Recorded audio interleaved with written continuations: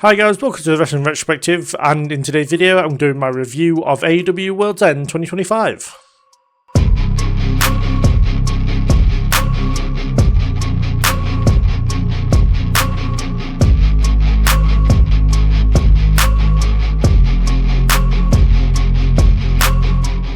So to start the night off, we had the Continental Classic semi-finals. Firstly, we had Okada defeating Takeshita in what was a really good match. I feel like they could have had a better match. Like, I kind of went into the match expecting a absolute classic, a match of the year candidate, which we kind of didn't get, but then the result of the match and kind of the stuff that happened near the end, which we'll get to, kind of suggests that this isn't going to be the last time that they fight each other in the recent future. So yeah, I'm looking forward to see them have a rematch very, very soon. And as much as I would hope it's on Revolution, I personally want it to be before that, but I can't see it being the case.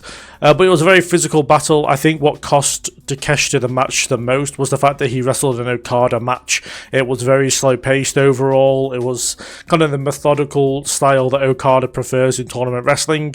And yeah, I think like that is essentially where Takeshita went wrong. If he'd kind of gone with his quick abilities with big impact moves, maybe Takeshita could have got this one in the bag. But yeah, the quick sequences, the counter wrestling that these two did were absolutely fantastic and was a brilliant part of the match.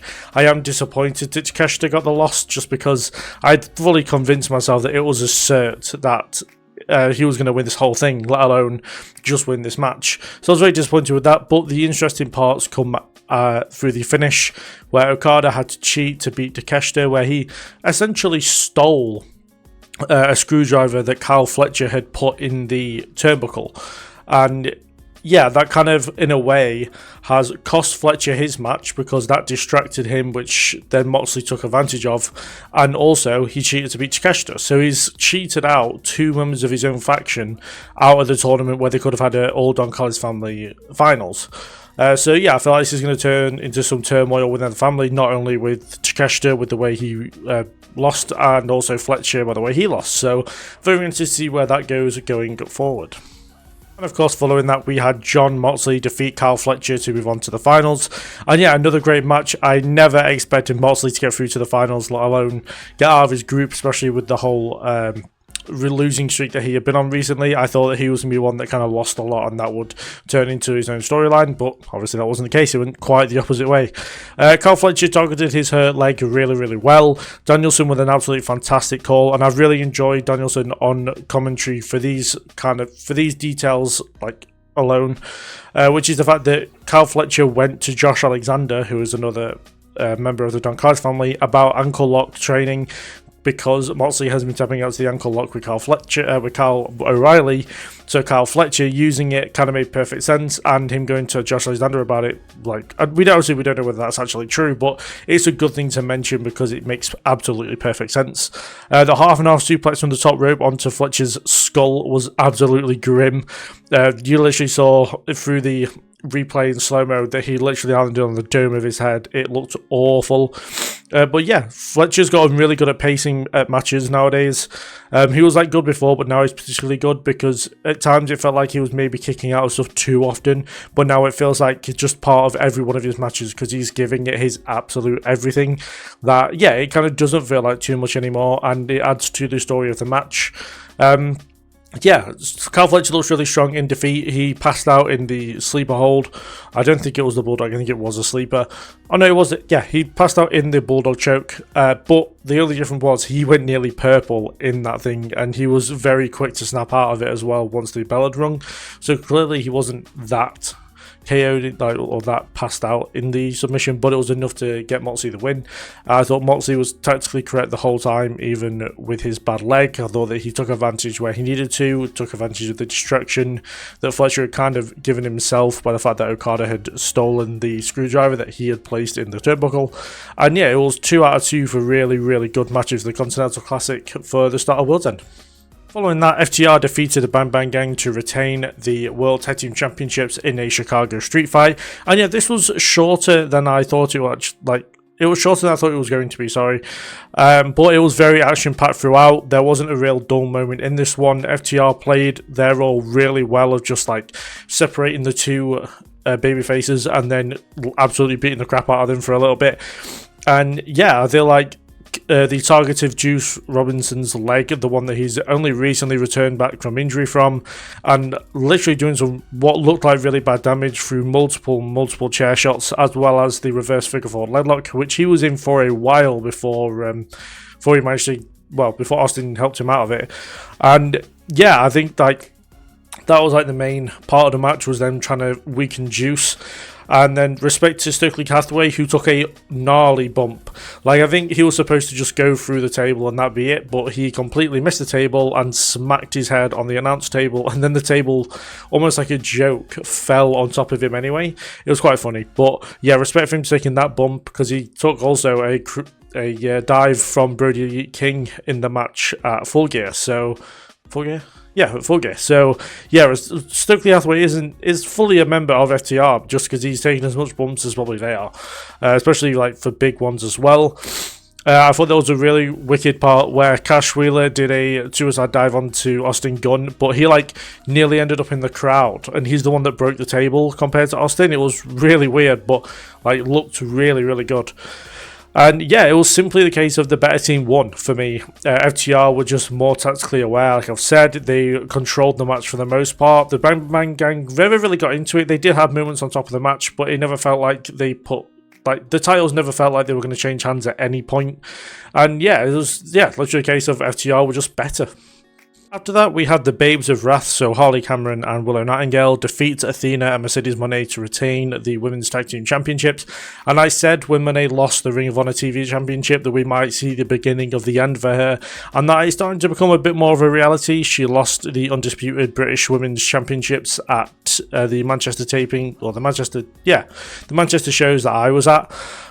She's lost another champion. She didn't lose a championship, but she lost a championship opportunity here and took the pin. The match itself was decent. Willow, Moné, and Athena have had much better matches. No offense to Holly Cameron, this was good for her. But those three have had much better matches on separate dates, probably against each other as well.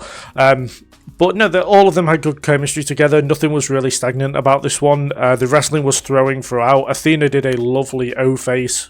I believe it was 2 Willow off Harley, or 2 Harley off Willow. I can't remember who it was, but I knew she did it off the back of somebody. It was really, really cool to say how much time in there she actually had to get it right. It was really impressive. It was a shame that it was won by roll-up, but of course the big takeaway from this is the fact that Willow Nightingale has pinned Mercedes Moné, who was of course the TBS champion. They're going to have a match on Wednesday for the TBS championship, and I'm not going to lie to you, it kind of seems like Willow Nightingale might take the title from Mercedes Moné, and like what a story to tell of, you know, the match with Willow being the thing that started off this whole like reign for Mercedes Moné. Not just reign as in just the TBS championship, but her reign of terror over championships in general. And it's going to come down to Ultimo Moné losing the one championship, almost the most prized possession within her collection of gold. She's going to end up losing it back to the person that she took it from. And yeah, I feel like maybe there'll be some interference. Maybe Athena will help her out, which will cost Willow the match. I feel like maybe a triple threat at some point. Mercedes, Willow, and Athena would be really, really cool, because Athena looked very pissed off after Mercedes Moné took the pin. So yeah, maybe they'll do something with that. Also, a bit of a risk from Athena having to go at Mercedes, because at the end of the day, she is someone who can take her women's world championship from her, that being Athena, on a future date, because, you know, as much as Moné is losing at the minute, she's still very good in championship matches. She still has 10. So yeah, it's still very up in the air. I would be interested to see Athena and Mercedes Moné rematch, maybe on a Ring of Honor pay-per-view. But yeah, overall this match was alright. It was probably the weakest match on the show, but it was nothing against the women. It just, that's how it played out, really. This was a very high quality show. But yeah, I'm interested to see how Willow and Moné works out on Wednesday night. Following that, we had Darby Allin defeating Gabe Kidd, and so so really, 2 guys who shouldn't look as bloody as these 2 looked at the end of this had just a regular singles match. Like, that was mental. I feel like, you know, Darby's hair was like almost fully red by the end of it. Gabe Kidd was just plastered with blood, and yeah, it was a regular singles match, which I'm not sure how this actually happened, but for me, I can't help but feel like there's going to be a rematch at some point. You know, they've done horrible things to each other, and the thing is that they're probably going to add a stipulation this time, and I'm not sure what kind of stipulation you even put onto a feud like this, unless it's just like lights out unsanctioned or something like that. But yeah, these two beat the absolute piss out of each other.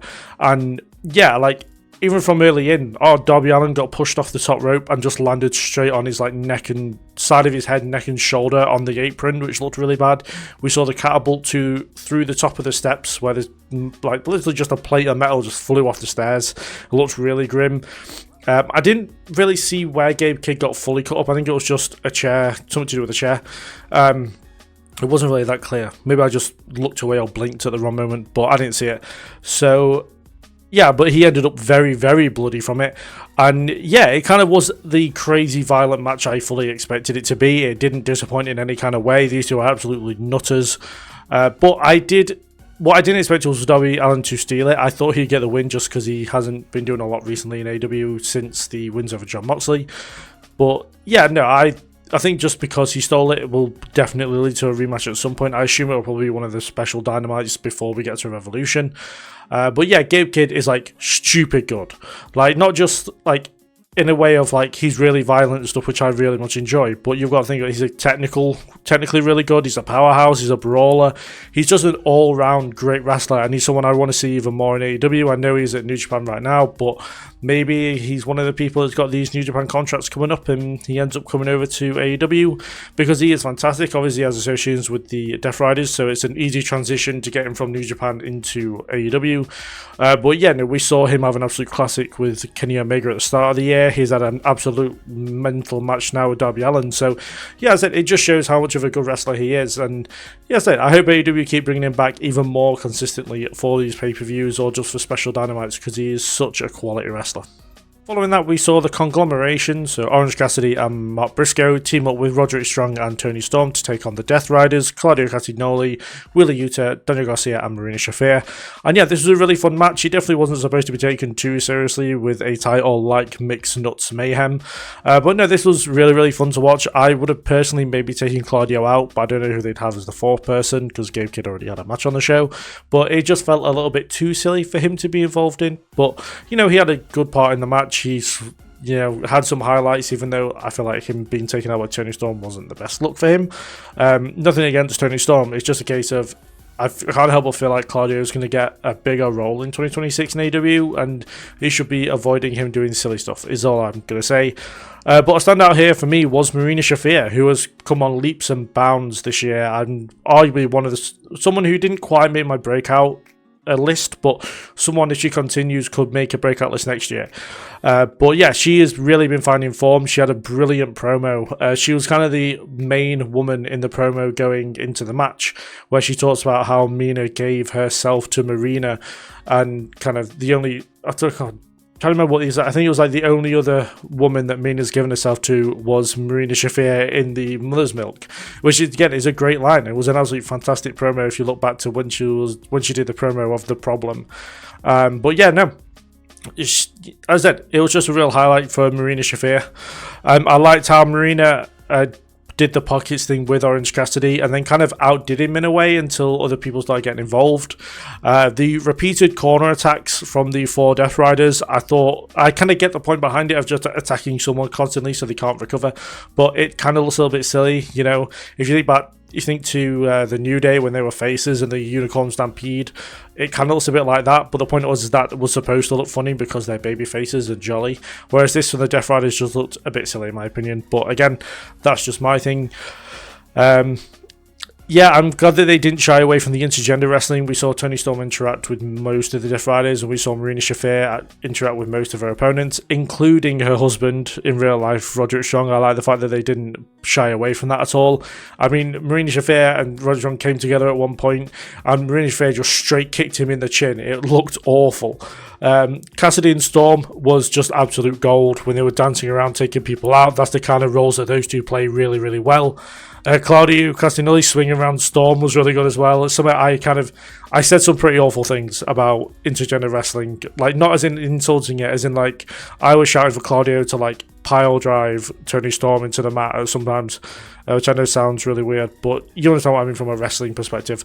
But yeah, no, I thought the swing was good, it was fine enough. I would have preferred maybe a neutralizer or something, but you know, that's just my kind of sick wrestling brain kind of working. But yeah, I think the only person that really suffered here was Daniel Garcia, who looks a bit like an idiot. Like, I don't think I can take Daniel Garcia seriously ever again, unless they, like, completely repackage him, because, you know, him saying that, oh, everyone's beaten Daniel Garcia is one thing, but then, like, he's the person that took the majority of the stuff from the women from Toni Storm as well, and especially going into the finish. Wheeler Yuta took the hip attack, and I made some very horrible jokes about Wheeler Yuta taking the hip attack when that happened. But yeah, the punching bag Wheeler Yuta took the pin, which made perfect sense. And yeah, it was just a really fun match. And you know, it's just one of those ones where you can kind of show it a non-wrestling fan and they can understand the fun behind it.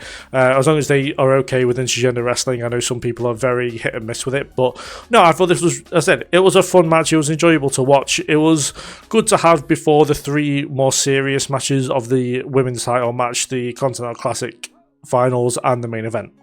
Following that, we had Chris Statlander defeat Jamie Hayter to retain the Women's World Championship, and some might call this one a ding-dong battle, especially like the opening was very, very, well, the opening, just like the opening match, this one was very physical, some lovely strikes and big impact moves from both women. It was paced really well throughout and very evenly contested.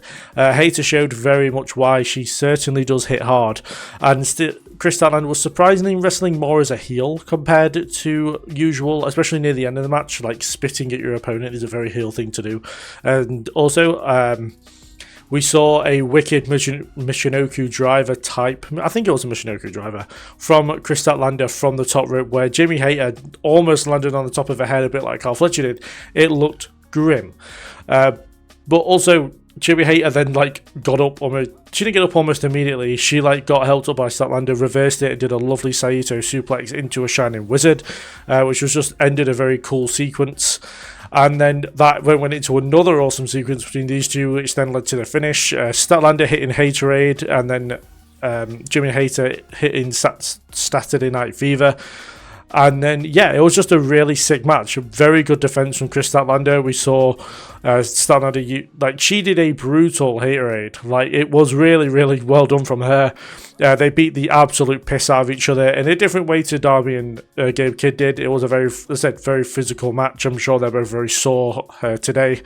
But yeah, this has been a phenomenal reign, I think, from Chris Statlander. Like, she hasn't really had a defense where she hasn't been very tested. She had the rematch with Toni Storm, which was really good. She had the match against Mercedes Moné, who's obviously one of the best wrestlers in the women's division in 2025. And then she had a really good match here against Jamie Hayter. And I feel like this is a match where people should be reminded just how good Chris Statlander and Jamie Hayter are.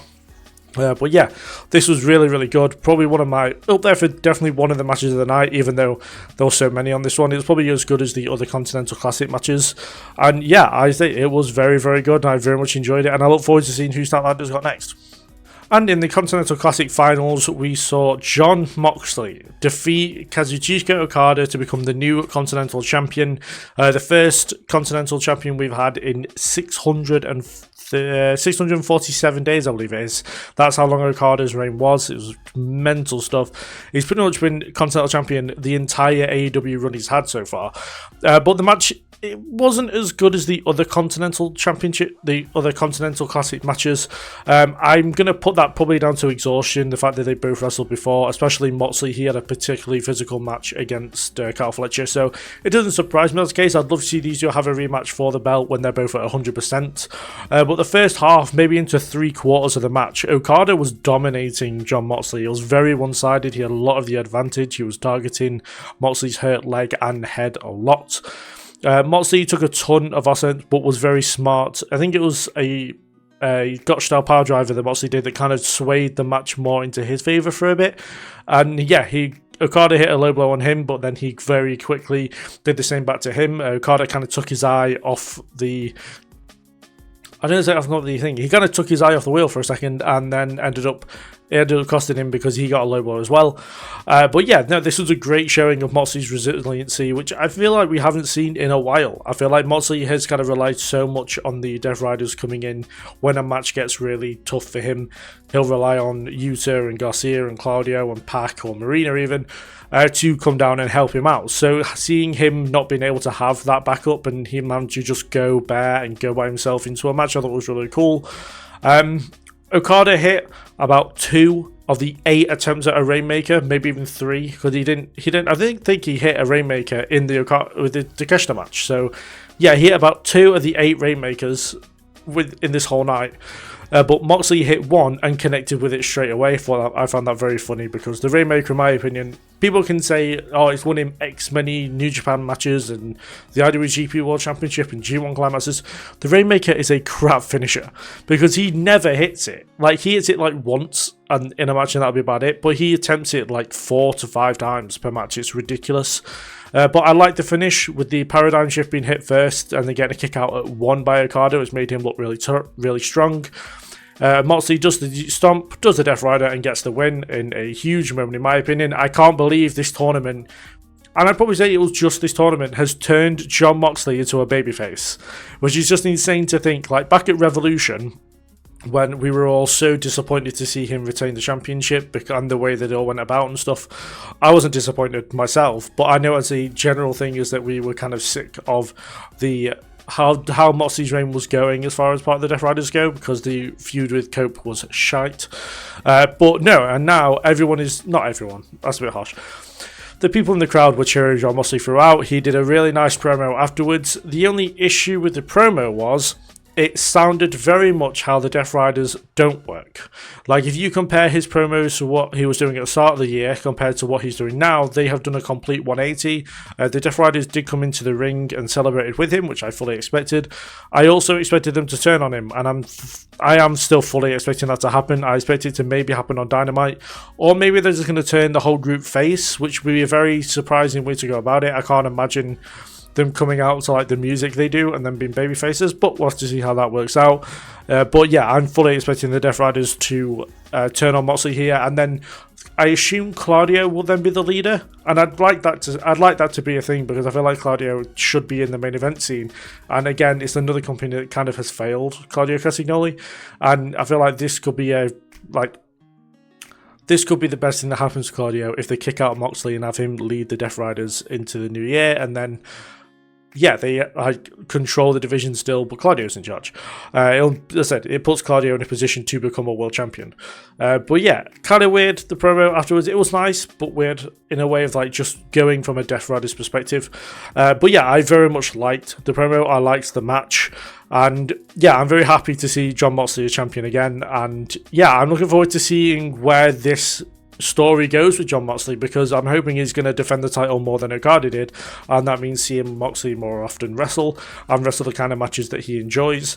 And yeah, I think there's just a lot of positives to come out of this one, and I'm curious to see what happens with Okada and the Don Callis family, as well as Kyle Fletcher and Takeshita following this, just because he failed to bring the championship home and cheated Fletcher and Takeshita out of it. So yeah, I can't imagine Don Callis is too happy out of this one.